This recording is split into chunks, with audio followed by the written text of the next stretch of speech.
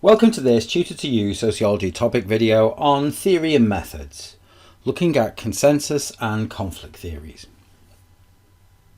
In our theory and methods video series so far, we've already examined some of the key theories we're going to talk about in this video in functionalism, Marxism and feminism. So for more depth on those specific theories, it's worth watching those videos in the series. Instead, we're going to look at one of the key debates in sociology: the ability to evaluate the usefulness of consensus and conflict theories in contemporary society. But what are consensus and conflict theories?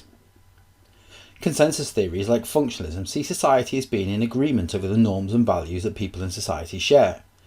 They believe that the majority of people in society live harmoniously and conform to these norms and values. They also see people as being quite similar in their needs and desires. Conflict theories, on the other hand, suggest that society is divided into competing groups, with one group having power and control over the other groups. Marxism, a conflict theory, suggests that these divisions are based upon social class, with the bourgeoisie, the ruling class, and the proletariat being the subject class. Feminism, another conflict theory, suggests that society is patriarchal and that society is organised to benefit males and disadvantage females. Now, of course, both these approaches are quite deterministic views of society, particularly contemporary society with its greater diversity. In this video, we're going to look at some of the similarities and differences between these theories, and look at the application of them throughout the specification, before evaluating which theory offers us a greater understanding of contemporary society. We'll start by looking at some of the similarities between the two theories. They're both structural theories, which suggest that the structure of society is more important than the wishes and wants of individuals. These theories argue society remains long after the individual has left, and so we need to examine the bigger picture in society. Both consensus and conflict theory see social institutions as having the most influence in society, with education, family, media, religion and employment shaping the culture and the behaviour of individuals. They also suggest that these institutions control the behaviour of individuals, formally and informally, through social processes like socialization.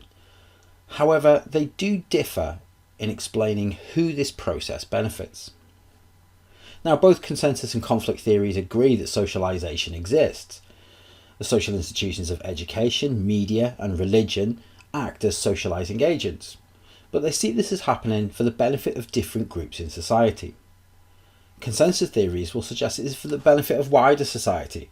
So functionalists would argue that being socialised into the norms and values and culture of society enables it to function correctly. People will understand the social behaviours that they need to display in different contexts and understand their role in society and how to advance their position and status. On the other hand, conflict theories suggest that the norms, values and culture individuals are socialised into are those of the dominant groups of society. For Marxists, it is ruling class norms and values that we are learning, ruling class culture. For feminists, they suggest that individuals are socialised into a patriarchal society that reflects the best interests of males. Another difference between consensus and conflict theories is status and power. Consensus theories suggest that those with higher status have achieved this through working hard. They suggest society is meritocratic and people are allocated status based upon their ability. Conflict theories will disagree with this and suggest that processes within society look to replicate the dominant position of the ruling class and males in society by placing workers and females at a disadvantage in all institutions. This enables them to keep hold of power in society and maintain their advantage over others. So let's apply this debate to some of the core modules we've studied. In education, consensus theories have suggested that education serves a range of functions for society, and some of these can be seen to exist in contemporary times. The teaching of specialist skills, both for the economy and for individual progression, can be evidenced with apprenticeships and vocational courses such as BTECs and T-levels. With the explosion of higher education, this implies that education is fulfilling the function of teaching specialist skills. In schools, social solidarity is reinforced through the teaching of history, particularly the focus on an island story of Britain from the Magna Carta to the invention of the internet, as outlined by Michael Gove in 2013. The promotion of British values can also be said to demonstrate that consensus views are still relevant in society, whilst socialisation into social norms and values continues through the informal curriculum and the focus on developing cultural capital that will benefit children in wider society. However, we can also continue to see the influence of conflict theories in education. Both feminists and Marxists argued the education system continues to prepare students for traditional roles, either in working class employment or in traditional gender roles. We can argue that this view is outdated to an extent, particularly as girls' achievement in education is higher than that of their male peers, and girls have been encouraged through education to go into traditionally masculine domains such as science, through initiatives such as GIST and WISE. There is possibly more evidence of preparing working class students for low-level employment, meaning Marxism remains relevant. Working class pupils will underachieve, yet are expected to continue learning key skills for employment such as maths and English up until the age of 18. Conflict perspectives are also relevant for the rejection of working class habitus, as evidenced by Archer's research into identity, with working class girls being socialised into hyper-heterosexual identities that dismiss the value of education over conforming to stereotypical norms of trying to attract males. This would also be of interest to feminists. This demonstrates the relevance of conflict theories in education, as the dominant groups in education look to stabilise their position. Although it can be argued in the case of identity formation that this is a choice rather than coercive control by dominant agencies. If we apply consensus and conflict theories to crime, another core module, we can see the relevance of both theories to contemporary society. Consensus theories' approaches to crime often focus on dysfunction, as is the case of Merton.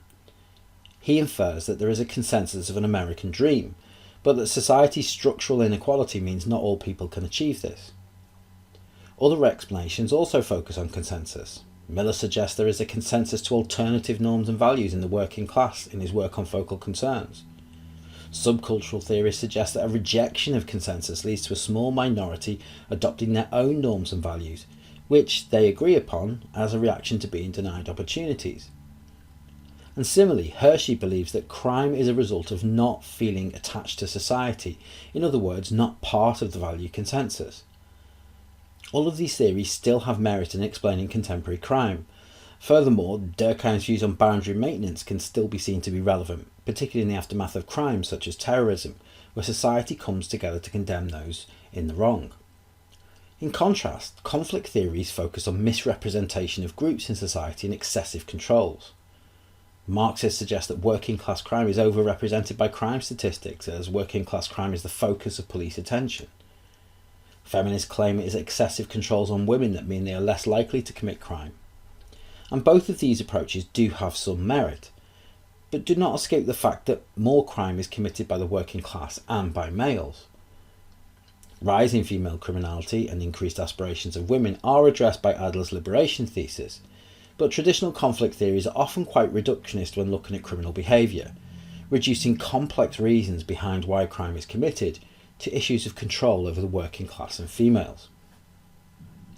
Of course, we can see further examples in some of the optional modules like family, health and beliefs of the relevance of these theories.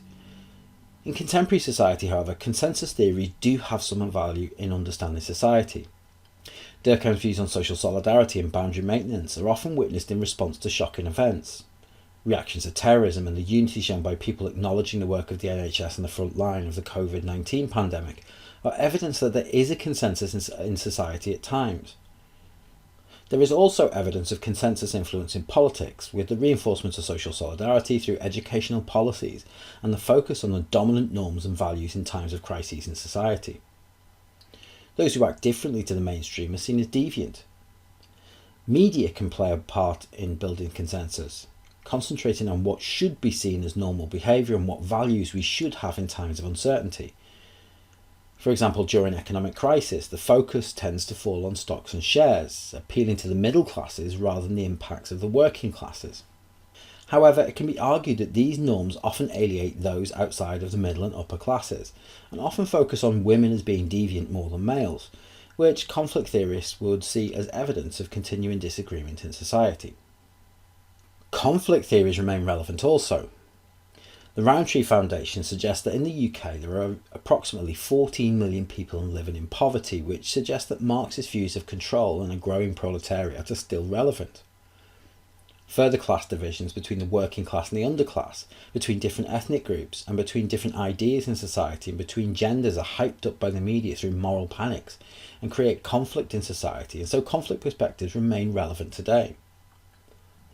Feminism continues to fight for equality for women, with the wage pay gap in 2019 down to 8.9%. There has been significant progress. However, many other social, economic and political inequalities exist between the genders. Women are less likely to be represented in positions of power than males, and campaigns such as #MeToo and Everyday Sexism have highlighted that social inequality still persists in the UK. On a global scale, this is even more pronounced and gives conflict theories an increased role in contemporary society. In recent years, the UK has seen a reversal on trends in racial inequality, with stop and search of young black males, increased unemployment and underemployment of minority ethnic groups, and disproportionate representation in crime statistics and underrepresentation in minority ethnic voices in the media, only highlighting the need for conflict theories in the 21st century. So which of these two approaches to studying society is more useful? Conflict theories appear to have more relevance due to their influence in political and sociological discussions in the 21st century. Despite the influence of consensus theories and ideologies such as the New Right, the reactions to these ideologies suggest that there is an increased relevance of conflict theories. Whilst New Right thinkers try to establish a new consensus built upon traditional values, they have had to adapt to a more pragmatic way of thinking to engage those that disagree with their traditional conservative ideals. In recent times, attitudes towards social issues such as Brexit, racism in the media and social distancing have seen Britain become more divided in its responses to social issues, which would suggest that conflict theories are better placed at present to understand society. That concludes this Tutor to You Sociology topic video on theory and methods, examining consensus and conflict theories. Thanks for watching.